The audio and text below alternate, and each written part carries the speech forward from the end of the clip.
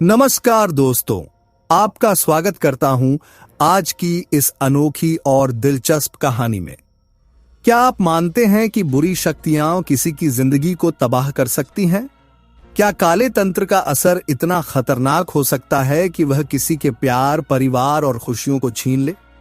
आज की इस कहानी में हम आपको एक ऐसे परिवार की डरावनी और रहस्यमयी दास्तान सुनाने जा रहे हैं जो अनजाने में काले जादू के जाल में फंस जाता है। एक पत्नी जिसका पति धीरे धीरे बदलता जा रहा था, एक मासूम बच्चा जिसे अनजाने डर सताने लगे थे, और एक तांत्रिक औरत जिसने इस परिवार की खुशियों को निगलने की ठान ली थी। लेकिन कहते हैं ना, अंधकार कितना भी गहरा हो, प्रकाश उसे मिटाकर ही रहता है। इस कहानी में भी भगवान ने एक अनदेखे तरीके से हस्तक्षेप किया जिसने बुरी ताकतों का नाश कर दिया। तो कहानी को अंत तक जरूर देखें, क्योंकि यह सिर्फ एक डरावनी कहानी नहीं बल्कि एक सच्चाई है जिससे शायद आप भी जुड़ाव महसूस करेंगे। वीडियो पसंद आए तो लाइक करें, कमेंट में बताएं कि आपको सबसे डरावना मोमेंट कौन सा लगा और चैनल को सब्सक्राइब करना न भूलें। चलिए अब शुरू करते हैं। रवि और साक्षी की शादी को 7 साल हो चुके थे। दोनों का जीवन सामान्य था, मध्यम वर्गीय खुशहाल परिवार। उनका एक प्यारा सा बेटा था आरव, जो अभी 5 साल का था। घर में सुख शांति थी। ज्यादा धार्मिक न होते हुए भी वे रोज सुबह भगवान को प्रणाम कर लेते थे, कभी कभी मंदिर भी चले जाते थे। लेकिन हर खुशी को किसी की नजर लग जाती है। गांव में एक औरत थी जिसका नाम रजनी था।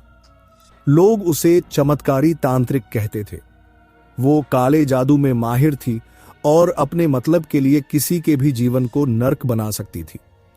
गांव में कोई उसे सीधे तौर पर नहीं टोकता था, लेकिन दिल ही दिल में सब उससे डरते थे। वह देखने में साधारण थी, लेकिन उसकी आंखों में कुछ ऐसा था जिससे लोगों को असहज महसूस होता था। रवि और साक्षी का जीवन उसके लिए एक चुनौती बन चुका था। उसे किसी और की खुशी बर्दाश्त नहीं होती थी। वह हमेशा दूसरों के रिश्ते तोड़ने के लिए जानी जाती थी। उसका मानना था कि अगर कोई औरत अपने पति को पूरी तरह अपने वश में रखना चाहती है तो उसे तंत्र विद्या का सहारा लेना चाहिए। लेकिन रवि और साक्षी की आपसी समझदारी और प्रेम देखकर उसके भीतर जलन और क्रोध बढ़ता जा रहा था। घर का माहौल बदलने लगता है। पिछले कुछ हफ्तों से साक्षी को महसूस होने लगा था कि रवि पहले जैसा नहीं रहा। वो हमेशा मोबाइल में लगा रहता, कभी कभी बिना कारण चिड़चिड़ा हो जाता और अब देर रात तक घर से बाहर रहने लगा था। रात का समय साक्षी और रवि कमरे में। साक्षी: रवि, आजकल तुम्हें क्या हो गया है? पहले हम साथ बैठकर बातें करते थे, अब तुम बस फोन में लगे रहते हो। रवि थोड़ा गुस्से में: तुम बेवजह शक करती हो। ऑफिस का काम रहता है, हर वक्त सवाल मत किया करो। साक्षी: पहले तो ऐसा नहीं था, क्या तुम मुझसे कुछ छिपा रहे हो? रवि ने कोई जवाब नहीं दिया। उसने बस करवट ली और सो गया। लेकिन साक्षी की नींद उड़ चुकी थी। वो सोचने लगी, कुछ तो है जो गलत हो रहा है। रवि ऐसा क्यों करने लगा? अगले दिन उसने रवि का मोबाइल चेक करने की कोशिश की, लेकिन रवि ने पासवर्ड लगा रखा था। पहले तो ऐसा कभी नहीं था। उसके मन में शक बढ़ता जा रहा था। गांव के एक अंधेरे कोने में रजनी के घर में तांत्रिक क्रिया चल रही थी। रजनी ने एक काले कपड़े में कुछ सामान रखा और मंत्र पढ़ने लगी। सामने एक शीशे में रवि की छवि दिखने लगी। रजनी, अब देख, साक्षी, तेरा पति अब तेरा नहीं रहेगा। वो तेरे पास होते हुए भी तुझसे दूर रहेगा। वह एक ताबीज निकालती है और उस पर मंत्र पढ़कर उसे राख बना देती है। घर में अजीब घटनाएं होने लगती हैं। धीरे धीरे साक्षी को घर में कुछ अजीब महसूस होने लगा। 1. घर के दिए अपने आप बुझ जाते थे। 2. किचन में रखी चीजें अचानक गिरने लगती थीं। 3. आरव बार बार रोकर कहता, मां, कोई औरत मुझे देख रही है। साक्षी को लगने लगा कि कोई अनदेखी शक्ति उनके घर में प्रवेश कर चुकी है। एक दिन जब वह अपने बेटे को सुला रही थी, तभी उसे लगा कि कमरे के कोने में कोई खड़ा है। जैसे ही उसने ध्यान से देखा, वहां कुछ नहीं था, लेकिन उसे किसी के सांस लेने की आवाज साफ सुनाई दी। साक्षी मन ही मन, हे भगवान, ये क्या हो रहा है? वह तुरंत अपने पंडित जी से मिलने गई। पंडित जी, बेटा, ये कोई आम चीज नहीं है, तंत्र विद्या का असर लग रहा है। किसी ने तुम्हारे घर पर नजर लगाई है। साक्षी चौंक गई। साक्षी, लेकिन कौन करेगा ऐसा? पंडित जी ने कोई जवाब नहीं दिया, लेकिन उन्होंने उसे कुछ हनुमान चालीसा के पन्ने दिए और कहा कि रोज इसे पढ़े।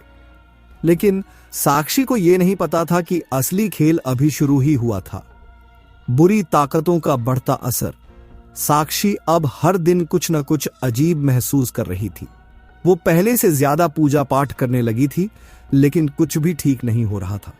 रवि अब पूरी तरह बदल चुका था। वो घर में होते हुए भी जैसे किसी और दुनिया में खोया रहता था। जब भी साक्षी उससे प्यार से बात करने की कोशिश करती, वो गुस्सा हो जाता या फिर बिना कुछ कहे बाहर चला जाता। आरव भी अब डरने लगा था। पहले जो बच्चा अकेले कमरे में खेलता था, अब रात में मां के बिना सोने से डरने लगा था। वो कई बार कहता कि मां, मुझे अजीब सपने आते हैं, कोई औरत काले कपड़े में मुझे घूरती है। साक्षी ने अब साफ समझ लिया था कि कोई बुरी शक्ति उनके परिवार को तोड़ने की कोशिश कर रही है। उसे किसी का नाम लेकर इल्जाम लगाने का कोई हक नहीं था, लेकिन वो महसूस कर रही थी कि ये सब किसी के द्वारा करवाया जा रहा है। रवि पर सम्मोहन का असर बढ़ता है। रवि अब अक्सर देर रात तक बाहर रहने लगा था। जब साक्षी उससे पूछती तो वो गुस्से से जवाब देता। साक्षी, रवि, तुम रोज इतनी देर से क्यों आते हो? पहले तो ऐसा नहीं था। रवि गुस्से में, तुम हर बात में टांग अड़ाना बंद करोगी या नहीं? मैं जहां भी जाऊं, जो भी करूं, तुम्हें क्या फर्क पड़ता है? ये वही रवि था जो शादी के शुरुआती सालों में बिना साक्षी को बताए कहीं नहीं जाता था। अब वो एकदम बदल चुका था। रवि एक औरत के संपर्क में आ चुका था। वो औरत कोई और नहीं बल्कि रजनी की भेजी हुई थी। रजनी ने सम्मोहन के जरिए रवि को उस महिला की ओर आकर्षित कर दिया था जिससे वो अब बार बार मिलने लगा था। लेकिन सम्मोहन का असर सिर्फ रवि तक ही सीमित नहीं था। अब यह घर में भी महसूस किया जाने लगा था। घर में बढ़ती अजीब घटनाएं। 1, तुलसी का पौधा सूखने लगा था। जो पौधा हमेशा हरा भरा रहता था, वो अब पीला पड़ चुका था। 2, रात को किसी के चलने की आवाजें आती थीं, लेकिन जब साक्षी उठकर देखती तो कोई नहीं होता। 3, भगवान की मूर्तियों पर काली छाया दिखने लगी थी। जब भी साक्षी पूजा करने बैठती, उसे ऐसा लगता कि कोई उसे देख रहा है। साक्षी अब और ज्यादा डरने लगी थी। होली के आने की तैयारी और भगवान का संकेत। गांव में होली की तैयारियां जोरों पर थीं। हर जगह लोग खुश थे, लेकिन साक्षी के घर में सन्नाटा था। एक दिन जब साक्षी बहुत परेशान होकर मंदिर गई तो पंडित जी ने उसे एक महत्वपूर्ण बात बताई। पंडित जी, बेटा, होली का दिन बहुत शक्ति रखता है। यह बुरी शक्तियों को जलाने का पर्व है। अगर तुम्हारे घर में कोई तंत्र मंत्र का प्रभाव है तो होली की रात इसका नाश किया जा सकता है। साक्षी को कुछ उम्मीद मिली। साक्षी, लेकिन मैं करूंगी क्या? पंडित जी, तुम्हें बस होली की अग्नि में नारियल और गुग्गुल का हवन करना है और अपने घर के चारों कोनों में गंगा जल छिड़कना है। अगर कोई नकारात्मक शक्ति है तो वह जलकर नष्ट हो जाएगी। साक्षी को इस पर पूरा भरोसा तो नहीं था, लेकिन अब उसके पास और कोई चारा नहीं था। रजनी का आखिरी तांत्रिक प्रयोग। उधर रजनी को लगने लगा था कि अब उसे आखिरी वार करना चाहिए। अगर इस बार उसने कुछ बड़ा नहीं किया तो रवि पूरी तरह सम्मोहन में नहीं रहेगा। होली की रात ही वह सबसे बड़ा तंत्र करने वाली थी। उसने एक काले धागे को उल्टा मोड़कर मंत्र पढ़ना शुरू किया। हे काली शक्तियों, इस घर की खुशियां छीन लो। पति पत्नी में ऐसी दूरी डाल दो कि वो कभी एक न हो सकें।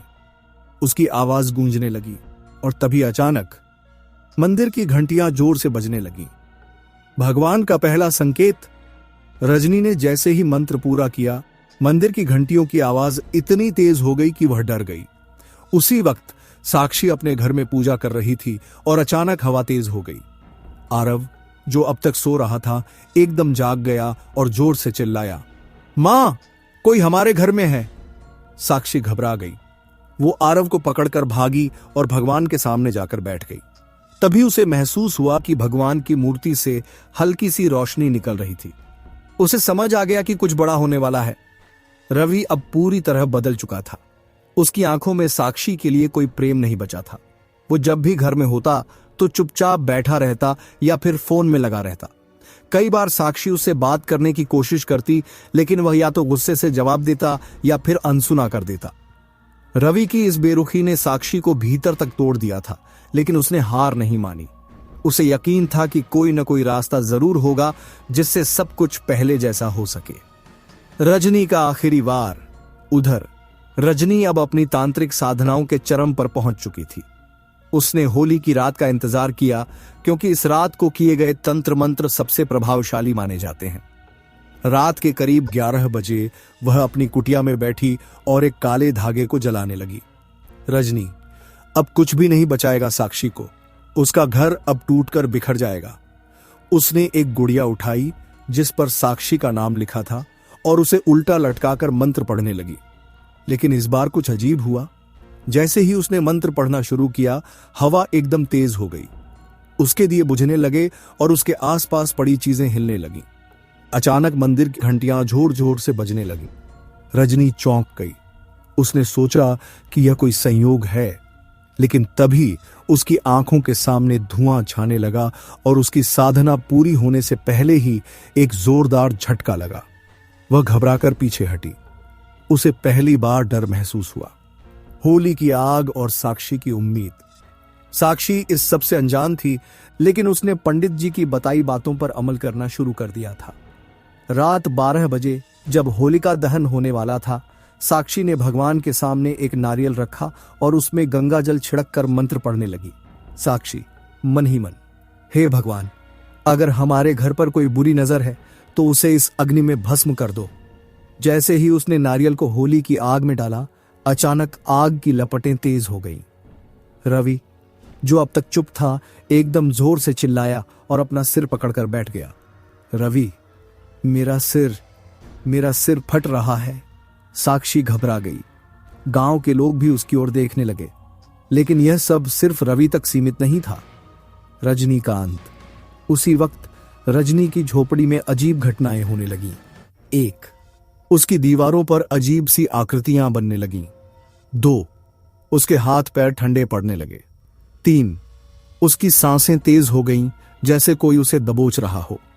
उसे समझ में नहीं आ रहा था कि यह क्या हो रहा है। उसने जल्दी से एक धागा जलाने की कोशिश की, लेकिन आग नहीं जली। फिर अचानक उसके घर में रखी सारी मूर्तियां जमीन पर गिर पड़ीं और टूट गईं। वह डर के मारे जोर जोर से चिल्लाने लगी, लेकिन अब कुछ नहीं हो सकता था। रवि का होश में आना। साक्षी ने जैसे ही देखा कि रवि दर्द में है, वह दौड़कर उसके पास गई। साक्षी, रवि, क्या हुआ? क्या तुम ठीक हो? रवि ने धीरे धीरे आंखें खोली। उसकी आंखों में अब वैसी नफरत नहीं थी जो पिछले कुछ महीनों से दिख रही थी। वह एकदम शांत लग रहा था, जैसे किसी गहरे नींद से जागा हो। रवि, साक्षी, ये मैं कहाँ हूं? साक्षी की आंखों में आंसू आ गए। साक्षी, तुम घर पर हो रवि? सब ठीक हो गया। रवि ने धीरे धीरे अपना सिर उठाया और चारों ओर देखा। उसे कुछ भी याद नहीं था। रजनी की हार। उसी समय रजनी अपनी झोपड़ी में तड़प रही थी। उसकी आंखों से खून की धार निकलने लगी। वह कुछ कहने की कोशिश कर रही थी, लेकिन उसके होंठ कांप रहे थे। फिर अचानक उसके अंदर से एक काली छाया निकली और झोपड़ी के कोने में समा गई। रजनी ने जोर से चीख मारी और जमीन पर गिर गई। उसकी तंत्र शक्तियां खत्म हो चुकी थीं। अब उसका कोई अस्तित्व नहीं था। सब कुछ पहले जैसा। सुबह होते ही साक्षी ने देखा कि रवि अब पूरी तरह ठीक हो चुका था। आरव अब डरता नहीं था। घर में फिर से शांति थी। होली की अग्नि ने सचमुच सारी बुरी शक्तियों को जला दिया था। साक्षी ने मंदिर में भगवान को प्रणाम किया और मन ही मन कहा, आपने हमें बचा लिया भगवान, अब हमें किसी भी बुरी नजर से बचाए रखना। तो दोस्तों, यह थी हमारी आज की कहानी, एक तांत्रिक के काले जादू और भगवान की दिव्य शक्ति की टक्कर। यह कहानी हमें एक बहुत बड़ा सबक देती है। जब भी जिंदगी में अंधकार घेरने लगे तो विश्वास की रोशनी जलाए रखनी चाहिए। चाहे कितनी भी बड़ी मुसीबत हो, भगवान हमेशा सही समय पर सही रास्ता दिखाते हैं। अगर आपको यह कहानी पसंद आई हो तो वीडियो को लाइक करना बिल्कुल मत भूलिए। आपके लाइक्स और कमेंट्स हमें और भी बेहतरीन कहानियां लाने के लिए प्रेरित करते हैं। नीचे कमेंट करके बताइए कि क्या आप कभी किसी अजीब अनुभव से गुजरे हैं। क्या आपको कभी ऐसा महसूस हुआ कि कोई अनदेखी शक्ति आपके आसपास मौजूद है। आपकी कहानियां हमें जरूर बताइए। और हां, चैनल को सब्सक्राइब कर लीजिए और बेल आइकन दबा दीजिए ताकि अगली डरावनी कहानी आप मिस न कर दें। मिलते हैं अगली कहानी में। तब तक के लिए सुरक्षित रहें, सतर्क रहें और विश्वास बनाए रखें।